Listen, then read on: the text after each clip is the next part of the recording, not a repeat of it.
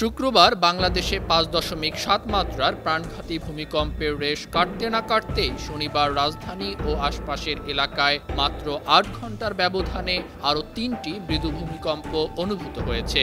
শনিবারও প্রথম ভূমিকম্পটি সকাল 10টা ৩৮ মিনিটে অনুভূত হয়। এর মাত্রা ছিল রিক্টার স্কেলে ৩.৩। উৎপত্তিস্থল ঢাকা থেকে ২৯ কিলোমিটার উত্তর পূর্বে নরসিংদীর পলাশে। একই দিন সন্ধ্যায় আরও ২টি ভূমিকম্প হয়।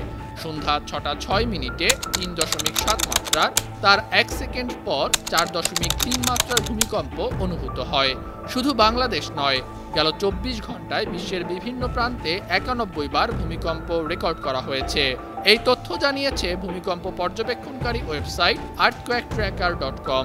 রোববার দুপুরে ওয়েবসাইটটির সবশেষ তথ্যে জানা গেছে, গেল ৭ দিনে পৃথিবীতে ৮৫২ বার ভূমিকম্প হয়েছে।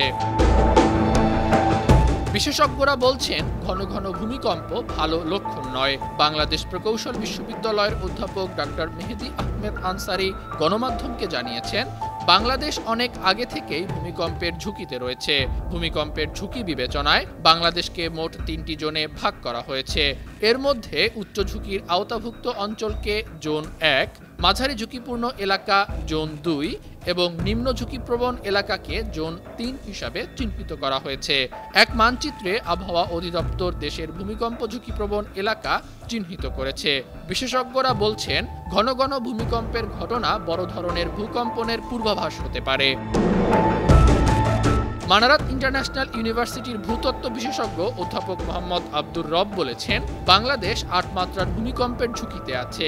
বাংলাদেশ যে ভূতাত্ত্বিকগত টেকটনিক প্লেটের উপরে রয়েছে, সেখানে ৭ বা ৮ রিক্টার স্কেলের ভূমিকম্প হওয়া স্বাভাবিক, কারণ অতীতে এই মাত্রার ভূমিকম্প হয়েছে।